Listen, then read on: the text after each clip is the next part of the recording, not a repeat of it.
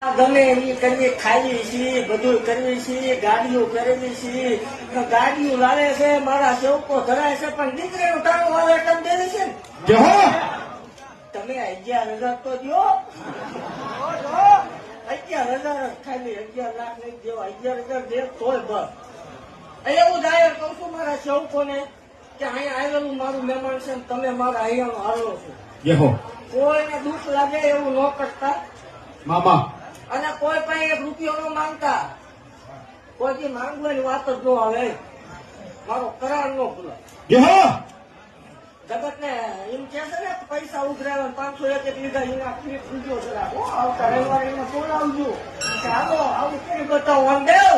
એવું જાહેર કહું છું, આવું કોઈ કરે એટલે કરોડ વાળી હાલ નો હાલ મારો